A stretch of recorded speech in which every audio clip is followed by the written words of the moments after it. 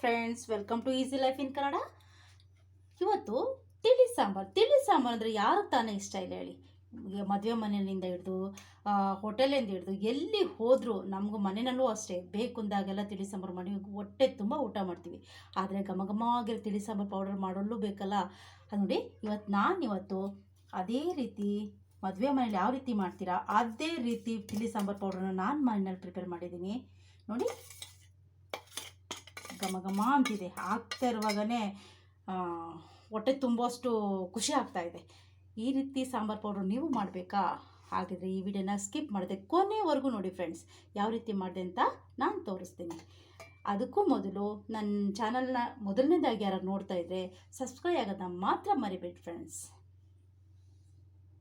ನಾನಿವತ್ತು ತಿಳಿ ಸಾಂಬಾರು ಮಾಡಲಿಕ್ಕೆ ನೋಡಿ, ಕರಿಮೆಣಸು, ಮೆಂತೆ, ಅರಿಶಿಣ, ಹಿಂಗು, ಕರಿಬೇವು, ಜೀರಿಗೆ, ಉದ್ದಿನಬೇಳೆ, ಬ್ಯಾಡಿಗೆ ಮೆಣಸು, ಧನಿಯಾ ಮತ್ತು ಗುಂಡೂರು ಮೆಣಸು ಇಷ್ಟನ್ನು ನಾನು ತಗೊಂಡಿದ್ದೀನಿ.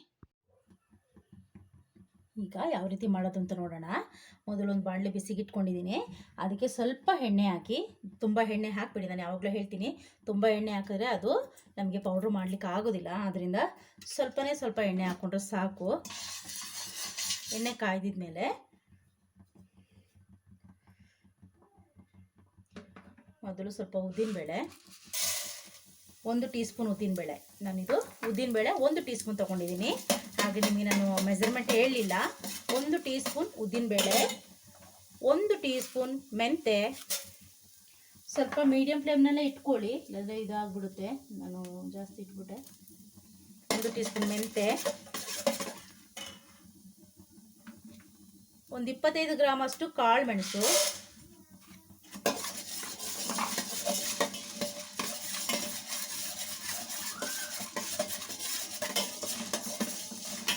ಸ್ವಲ್ಪ ಹಾಗೆ ಫ್ರೈ ಆಗಲಿ. ಮೆಣಸಿನ್ಕಾಯಿ ಸ್ವಲ್ಪ,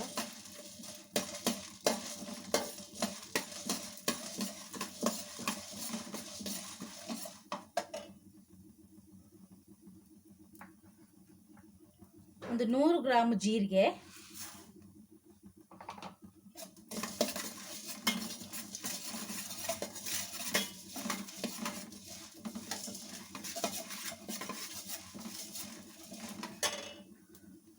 ಒಂದು 100 ಗ್ರಾಮ್ ಅಷ್ಟು ಧನಿಯಾ,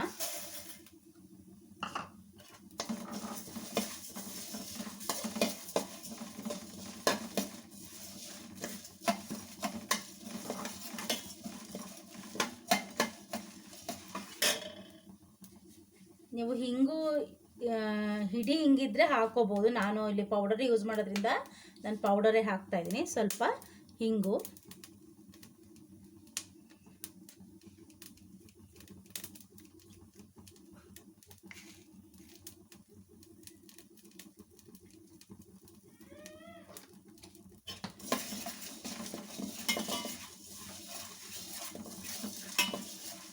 ಧನಿಯಾ ಸ್ವಲ್ಪ ಹಾಗೆ ಫ್ರೈ ಆಗಲಿ.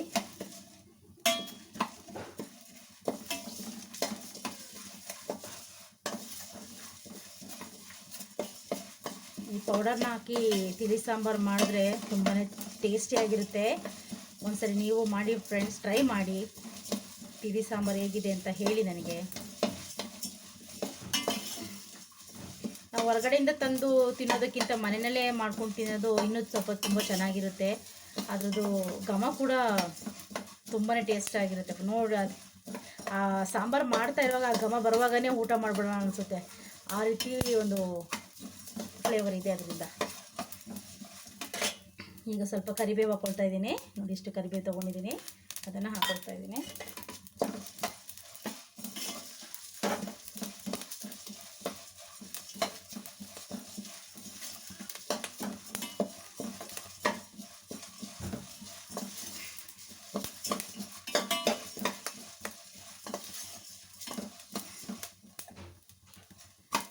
ಫ್ರೈ ಆಗ್ತಾ ಇರುವಾಗಲೇ ಅದರದ್ದು ಫ್ಲೇವರು ತುಂಬಾ ಚೆನ್ನಾಗಿದಾಗುತ್ತೆ.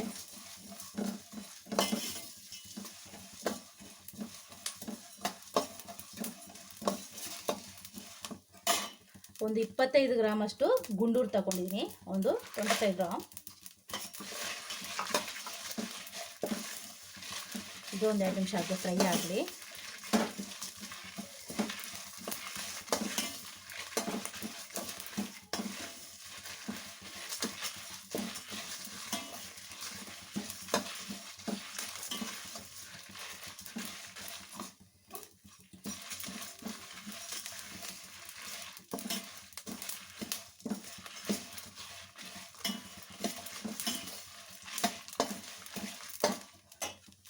ಒಂದು 150 ಗ್ರಾಮ್ ಅಷ್ಟು ಬ್ಯಾಡಿಗೆ ತಗೊಂಡಿದ್ದೀನಿ.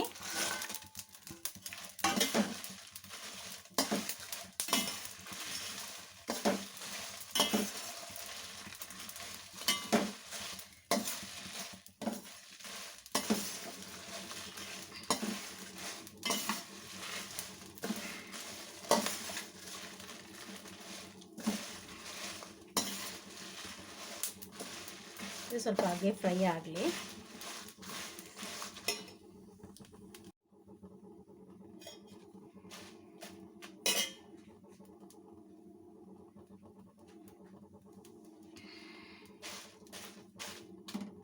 ಮೆಣಸಿನ್ಕಾಯಿನ ಬೇಗನೆ ಫ್ರೈ ಆಗುತ್ತೆ, ಯಾಕೆಂದರೆ ಬಾಣಲೆ ಬಿಸಿ ಇರೋದ್ರಿಂದ ಅದು ಬೇಗನೆ ಫ್ರೈ ಆಗಿಬಿಡುತ್ತೆ.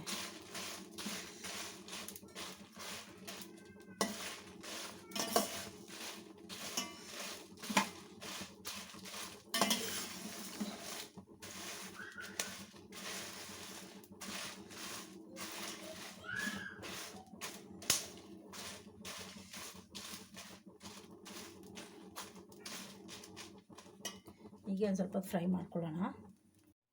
ನೋಡಿ ಎಷ್ಟು ಫ್ರೈ ಆಗಿದೆ. ಈಗ ಸ್ಟವ್ ಆಫ್ ಮಾಡ್ಕೊಳ್ಳೋಣ.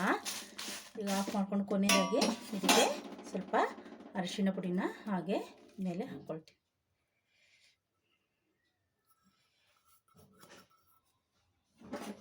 ಈಗ ತಣ್ಣಗಾದ್ಮೇಲೆ ಇದನ್ನು ಪೌಡ್ರ್ ಮಾಡ್ಕೊಳ್ಳೋಣ. ಸ್ವಲ್ಪ ತಣ್ಣಗಾಗಲಿ, ಬಿಸಿನಲ್ಲೇ ಪೌಡ್ರ್ ಮಾಡಬೇಡಿ. ಸ್ವಲ್ಪ ತಣ್ಣಗಾಗಿದ ನಂತರ ಪೌಡ್ರ್ ಮಾಡಿದ್ರೆ ಆಯಿತು. ನಾನು ತಣ್ಣಗಾದ್ಮೇಲೆ ಮಿಕ್ಸಿ ಮಾಡ್ಕೊಂಬಂದು ತೋರಿಸ್ತೀನಿ. ನೋಡಿ ಈಗ ಪೌಡರ್ ರೆಡಿ ಇದೆ. ತಿಳಿ ಸಾಂಬಾರು ಪೌಡರು ನೋಡಿ ಘಮ ಘಮ ಅಂತಿದೆ. ನೋಡಿ ತಿಳಿ ಸಾಂಬಾರು ಪೌಡರ್ ರೆಡಿಯಾಗಿದೆ. ನೀವು ಒಂದ್ಸಲ ಮನೆಯಲ್ಲಿ ಟ್ರೈ ಮಾಡಿ ಫ್ರೆಂಡ್ಸ್. ಇಷ್ಟ ಆದರೆ ನಿಮ್ಮ ಫ್ರೆಂಡ್ಸ್ ಸರ್ಕಲ್ಗೆ ಶೇರ್ ಮಾಡಿ. ಇನ್ನಷ್ಟು ಈಸಿ ರೆಸಿಪಿಗೋಸ್ಕರ ಈಸಿ ಲೈಫ್ ಇನ್ ಕನ್ನಡ ಚಾನಲ್ನ ಸಬ್ಸ್ಕ್ರೈಬ್ ಆಗೋದನ್ನ ಮಾತ್ರ ಮರಿಬೇಡಿ. Thank you. See you next video.